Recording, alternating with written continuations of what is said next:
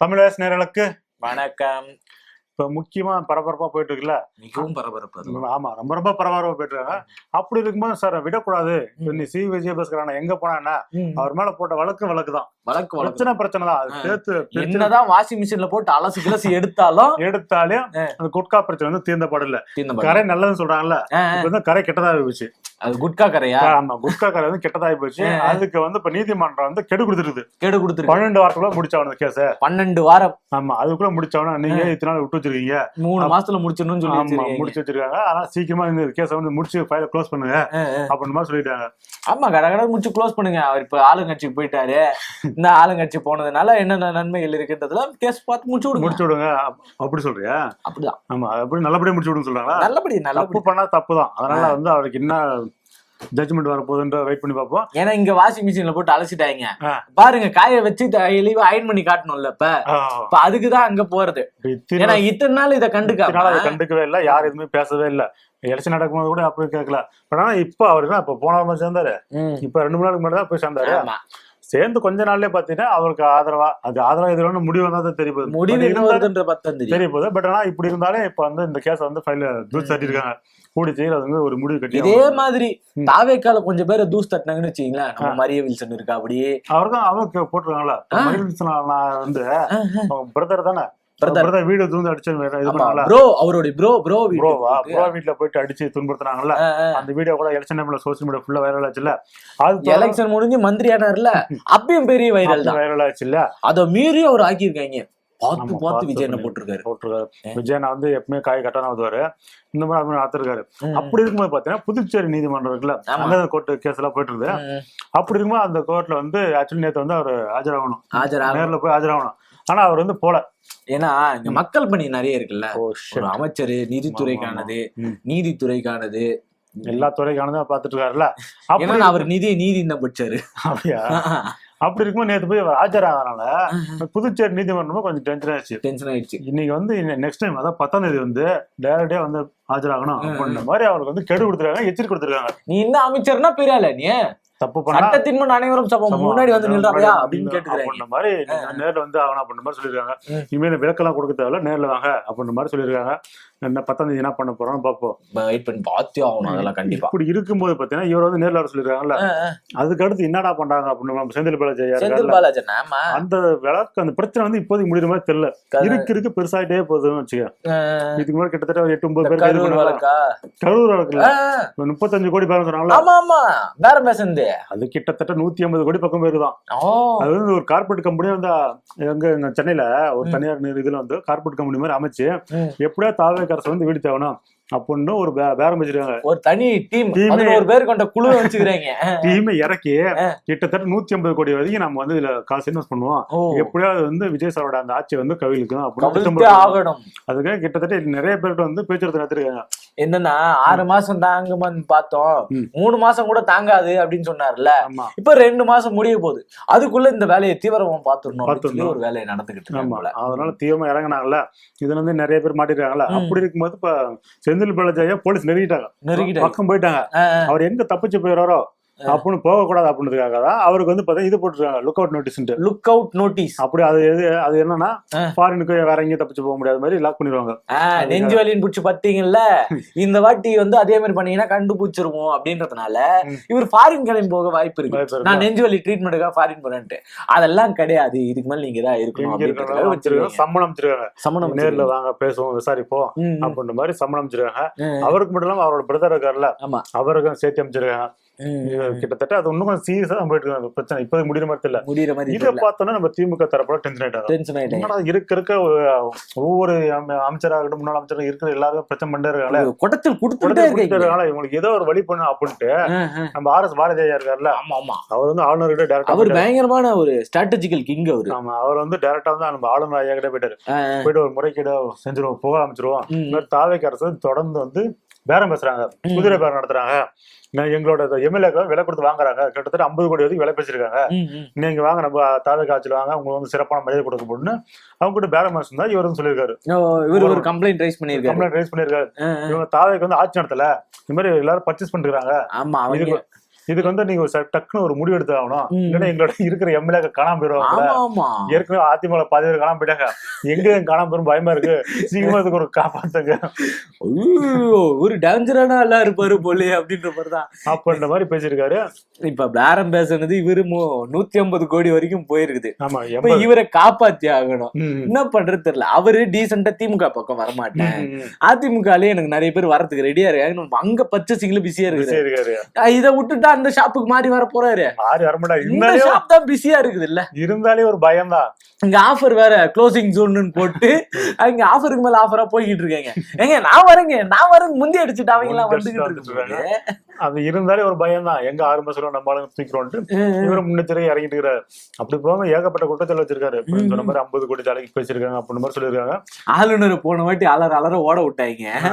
இப்ப ஆளுநர் கிட்ட போய் நின்னுங்கிறாங்க வேற வழி இல்லாம. ஆளுநர் இதெல்லாம் கண்டுக்காம அவர் ஆய்வுக்கு போயிட்டாரு. அவர் ஆய்வுக்கு போய்கிறாரு. ஆய்வுக்கு போனவர் மட்டும் இல்லாம நேத்து என்ன ஒரு அறிக்கை விட்டுருக்காங்கன்னா, மக்கள் பிரச்சனை டேரக்டா நீங்க வந்து ஆளுநர் மேலைக்கு வரலாம். நீங்க இதுக்கு அங்க கஷ்டப்படுறீங்க. சிஎம் ஆபீஸ் போய் அங்க இல்லையா வச்சியா டேரக்டா நம்ம ஆபீஸ்க்கு வாங்க, நாம பாத்துக்கிறோம் அப்படின்னு மாதிரி சொல்லியிருக்காரு. இதுக்கான பிரச்சனைக்கான முடிவு வந்து இப்படி எல்லாம் நீங்க பேசக்கூடாதுன்னா இவங்க எல்லாரும் போய் ஆதரவு கொடுக்குற பேர்ல விஜய் ஆட்சி செய்ய வச்சுக்கிறாங்க. தேவையில்லாம நீங்க ஏன் அப்படி பேசுறீங்க? நீங்க எங்கிட்ட பிரச்சனை சொன்னீங்கன்னா நாங்க வந்து சிஎம் சார் கிட்ட பேசி உங்களோட பிரச்சனை சால்வ் பண்ணி வைக்கிறோம் அப்படின்ற மாதிரி ஆளுநர் ஆளுங்க ஒரு தகவல் வந்துருக்குது. அதனால வந்து ஆளுநர் அதுலயும் பிஸியா இருக்காரு. அதாவது எம்எல்ஏ வந்து மக்கள் பிரச்சனை பார்க்க மாட்டாங்க, கவுன்சிலர்ஸ் மக்கள் பிரச்சனை பார்க்க மாட்டாங்க, டைரக்டா ஆளுநர் கிட்ட தான். சிஎம் எல்லாம் வந்து இவங்களுக்கு எல்லாம் அந்த பொறுப்பு தேவையில்லாத. உங்க போஸ்ட்மேன் வேலையை மட்டும் பாருங்க, அந்த போஸ்ட்மேன் வேலையை விட்டு வேற வேலையை பார்க்காதீங்க அப்படின்னு சொல்லி தட்டி வச்சாங்கல்ல. ஆர்.என். ரவியை கேட்டு பார்த்துருக்கணும் நீங்க எல்லாம். அவர் பாட்டு சொன்ன நேத்துக்கு இதே வார்த்தை திமுக இருக்கும் போது இவர் சொல்லி இருந்தாரு அப்படின்னா, மிஸ்டர் போஸ்ட்மேன் வேலையை பாருங்கன்னு சொல்லி உதயநிதி பேசியிருப்பாரு. உதயநிதி ஐயா அமைதியா இருக்காரு. இப்ப ஸ்டாலின் நேற்று ஃபாரின் போயிட்டாரு. 10 நாளைக்கு வரமாட்டா அப்படின்ற மாதிரி போயிட்டாருல. அவர் கோச்சிக்கினாருப்பா. தேவையில்லாம செந்தில் பாலாஜி இந்த வேலையை பார்த்துட்டாரு. இப்ப நம்ம மேல எந்த பள்ளியும் ஆகக்கூடாது, கைது பண்ணாலும் நமக்கு தெரியாம ஆயிடுச்சு, இல்லாத நேரத்துல கைது பண்ணிட்டீங்க அப்படின்னு சொல்லி அவர் பேசுறதுக்கு. இந்த வருஷம் வந்து திமுக வந்து ரொம்ப கெட்ட காலம் போல. ஆமா, அதனால தொடர்ந்து அவங்களுக்கு அடிமலை அடி உள்ளது, என்ன பண்றதுன்னு தெரியாம. அதாவது ஜனவரி மாசம் தொடங்கினதுல இருந்தே பாத்தீங்கன்னா தொடர்ந்து இந்த பாலியல் வன்கொடுமைக்கான வழக்குகள் அதிகமாச்சு, செய்கைகள் அதிகமாயிட்டே இருந்துச்சு. செய்தி என்னடா இது வழக்கமா இல்லாம அதிகமா இருக்கு அப்படின்னு பார்த்தா, ஏன்னா இவங்க வந்த வருஷம் இருக்குல்ல அதெல்லாமே வந்து பாத்தீங்கன்னா அதிகரிச்சது.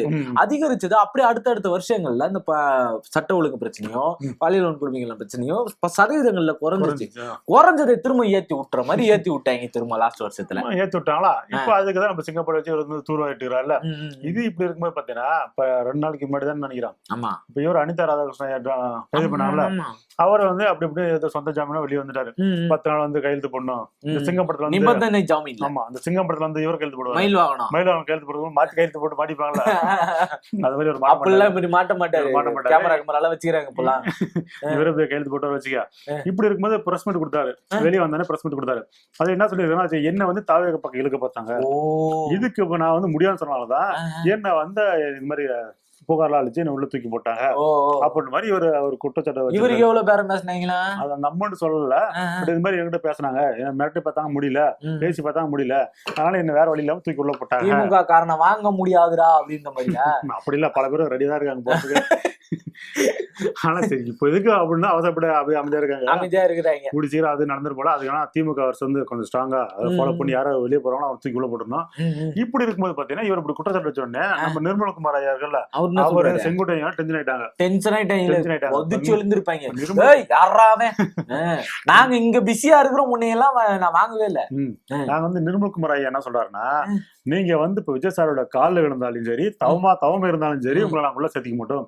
இது மாதிரி பெண்களுக்கு எதிராகவோ இந்த மாதிரி பெண்களுக்கு அநாகரிகமா நம்ம நடந்துக்கிறவங்க தான் எந்த காலத்துல நான் கட்சியில் சேர்த்திக்க மாட்டோம் அப்படின்னு மாதிரி அவர் சொல்லியிருக்காரு. நிர்மல்குமார். ஆமா, மரியம் யாரு? இவர் என்ன சொல்ற, பெண்களுக்கு எதிராக யாரு? அவனுக்கு முன்னாடி சேர்த்திட்டோம், இப்ப இனிமேல் சேர்த்திக்க மாட்டோம்ல. விஜயபாஸ்கர் யாரு? அப்ப வைகோ சொன்னார்ல, இதுக்கு முன்னாடி பெண்களுக்கு பாதுகாப்புன்னு சொல்லி செங்கோட்டை பக்கத்துல வச்சு சொல்லலாம். அப்ப இதுக்கு முன்னாடி செங்கோட்டை மாய திறக்கலாமா? என்ன சொல்ற செங்கோட்டையா, நீங்க வந்துதான் உடனே இங்க இது பண்ண அவசியம் இல்லை, கட்சி காப்பாற்ற அவசியம் இல்ல, நீங்க அங்கேயே இருங்க அப்படின்னு மாதிரி அவரும் சொல்லியிருக்காரு. பரவாயில்ல, இவங்க என்னவோ சொல்றாங்க, ஆனா நம்புற மாதிரி இல்ல. இப்பதான் நீ சொல்றல, வாஷிங் மிஷின் புதுசா பெருசா வாங்கிட்டாங்க. ஆனா வந்து எல்லாருமே வாஷ் பண்ணி அப்கிரேடட் வாஷிங் மிஷின் வாங்கிட்டாங்கல்ல. உள்ள போவாங்க, வெளில வரும்போது தூய சக்தி ஆயிடுவாங்க. சக்தியா மாறிடுவாங்க. தூர சக்தி, கோர சக்தி, பார சக்தி, தெரியாத பேர்ல எழுதி கொடுத்து அந்த மாதிரியான சத்தியா இருக்கவங்க எல்லாம் போய் தூய சத்தியா மாறிட்டாங்கல்ல. அடுத்து என்ன நடக்க போகுது? இந்த மாதிரி எல்லாம் இருக்கும் போது தான் நம்ம சரண் ராஜ் அப்படின்னு ஒருத்தர், சரண் நாராயணன் அப்படின்னு ஒருத்தர் இருந்தாரு. ஜென்சி டிஎம்கே, திமுக ஆதரவாளர் ஜென்சி டிஎம்கேன்னு சொல்லிட்டு வீடியோஸ் நிறைய போட்டுட்டு இருந்தார் மனுஷன்.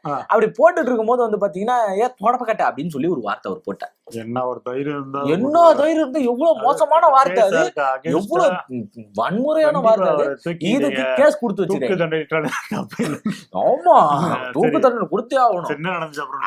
அவரு அப்படி போட்டதுனால ஒரு 4-5 பெண்கள் என்ன பண்ணாங்கன்னா வழக்கு கொடுத்திருக்காங்க அவருக்கு எதிரா. ஆமா, எங்களை வந்து கொச்சையா பேசிட்டாரு, நீங்க பீப் போட்டுதான் ஏதாவது அந்த அவ்வளவு கொச்சையான வார்த்தைகள் அதெல்லாம் அப்படி பேசுனதுனால அவர் என்ன பண்ணிருக்காங்கன்னா நைட்டு 2 மணிக்கு போய் அரெஸ்ட் பண்ணிடுறாங்க.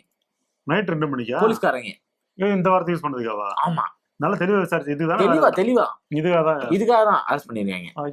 போய் 2 மணிக்கு அரெஸ்ட் பண்ணிருக்காங்க. என்னன்னு சொல்லி கூப்பிட்டுருக்காங்க பாருங்க, தம்பி இந்த டெய்லி வந்து நாங்க கையெழுத்து போட்டு போவோம், அந்த நோட்டை காணம்பா, எங்கப்பா அது அப்படின்னு சொல்லி அவர் நைட்டு மேல மொட்டை மேல பார்த்து தூங்கிருக்காரு. அவர் எழுப்பி கூட்டின்னு வந்து, சார் நோட்டு இங்கதான் சார் இருக்குதுன்னு அவரு சொல்லியிருக்காரு. இங்கதான் இருக்கா, நான் பாக்கலையாப்பா, சரி வந்து சார் கிட்ட சொல்லிட்டு போயிடா, அவர் நம்ப மாட்டாருப்பா அப்படின்னு. என்ன நோட்டு அவர்கிட்ட டெய்லி வந்து அவரு இப்ப கேஸ் போட்டாங்கல்ல, அவர் வீட்டுல பாதுகாப்புக்கு நாங்க வந்து செக் பண்ணிட்டு போறோம், அவர் வீட்டுல தான் இருக்காருன்னு வந்து கையெழுத்து போட்டு போனோம் போலீஸ் எல்லாரும். அந்த கையெழுத்து போடுற நோட்டு காணும் அப்படின்னு சொல்லி கீழே இறக்கி இவரு போய் என்ன பண்ணிருக்காரு அப்படின்னு பாத்தீங்கன்னா, வாப்பா இன்ஸ்பெக்டர் சொல்லுப்பாங்க இருக்குப்பா, நான் கையெழுத்து சொல்லுப்பா அப்படின்ற மாதிரி சொல்லிடுறாரு. அவர் வர வச்சு அப்படியே பிடிச்சி கூட்டிட்டு போயிட்டாங்க. அவரு வீடு தாம்பரம், அரெஸ்ட் பண்ணது கொளத்தூர் போலீஸ். இது இப்படிதான் இருக்குது. இப்படி எப்படி அரெஸ்ட் பண்ணலாம், நைட் 2 மணிக்கு எப்படி போய் அரெஸ்ட் பண்ணலாம் அப்படின்னு சொல்லி கோர்ட்ல இருந்து என்ன பண்ணிட்டாங்க அப்படின்னா, பா ஜாமீன் எடுக்கணும் வந்தீங்க, அது என்கொயரிக்கு எடுக்கணும், ரிமாண்ட் பண்ணணும்னு சொல்லி கேட்டீங்கல்ல, ரிமாண்ட் ரத்து அப்படின்னு சொல்லி அவரு ஜட்ஜு போட்டு வாங்கிட்டு இருக்காரு. தமிழன் பிரசன்னா போய் ஜட்ஜை வாங்கிக்கிறாரு. ஜட்ஜு இதுக்கு என்ன பண்ணிக்கிறாரு, எங்க நியாயமே இல்லாத அரெஸ்ட்டுங்க, எப்படி அந்த அரெஸ்ட் ஒத்துக்க முடியும்னு சொல்லி சொந்த ஜாமீன்ல அவருடைய சொந்த ஜாமீன்லயே கொடுத்துட்டாங்க. கோர்ட்டு இது முன் வந்து கொடுத்துருக்கு. எதுக்குமே சேராத ஒரு கேஸ் கோர்ட்டுக்கு தெரிஞ்சிச்சு. டைம் வேஸ்ட் பண்றீங்கன்னு சொல்லி போலீஸ்காரங்களை பிடிச்சி திட்டி. இதே மாதிரி தொடர்ந்து கைதுகளா போயிட்டு இருக்கு. என்னன்னா தாவேகாக்கு எதிரா பேசுறது முக்கியம் கிடையாது. அவரு வந்து அமைச்சர் சரத்குமார் இருக்காருல்ல, அவருடைய நெருங்கிய நண்பர் அவரா. ஆமா, இந்த பொடி பொடியா வெட்டினாங்கல்ல மாத்திரை, ஆமா தூக்கு மாத்திரை, தூக்கு மாத்திரை ஏதோ ஒரு மாத்திரை, அது அப்படி வெட்டு அந்த வீடியோ எடுத்து வெளியிட்டது இவராதான் இருக்குமோ அப்படின்ற ஒரு சந்தேகத்தின் பேர்ல அரெஸ்ட் பண்ணிருக்காங்களா? அப்ப சந்தேகம் உறுதியா இருந்தா, ஏன்னா இவர் ஃப்ரெண்ட் இல்ல, நீதான் என் கூட இருந்தா ஆக்சுவலா அவர் அங்க வெட்டது தப்பு கிடையாது, வீடியோ எடுத்து போட்டது தப்பு, அதனால மாட்டிக்கினார். இதே மாதிரி அதாவது பல ரகசியங்கள் இவருக்கு தெரியும், ஏன்னா ஃப்ரெண்ட் இல்ல, உன் நண்பன் யார் என்று சொல்லி யாருன்னு சொல்கிறேன்றாங்க இல்ல, அந்த மாதிரி ஒரு மாட்டிக்கின்னு இருக்கிறாரு. எதுக்காகனா இந்த வீடியோ போட்டதுல இனிமேல் எந்த வீடியோ போடக்கூடாது, அதுக்காக ஒரு எச்சரிக்கை மணியா அதை அடிச்சிருக்காங்க. இந்த மணி தெரியாம அவரு கால் பட்டுச்சு, இப்ப தப்பிச்சு வெளியே வந்துட்டாரா? தைரியமா வெளியே போங்க, ஆளு வெளியே வந்து செய்க என்னன்னா எல்லாரும் அதே ஆரம்பிச்சுங்க, நீங்க ஆரம்பிச்சு விட்டீங்க, உங்களை கலாய்க்க VS பாபு உய்யன்னாரு, அவரை தொடர்ந்து நம்ம விஜயன் க்ளோஸ் அப்படின்னாரு, ஆள் இல்லாத இடத்துல க்ளோஸ் இருந்தாரு. இவங்க எல்லாரும் அவருக்கு போட்டுக்கிறாங்க, மாத்தி பழி மாத்தி அடுத்து யார் பழி வெயிட் பண்ணி தான் பாக்கணும். பாப்போம். நன்றி, வணக்கம்.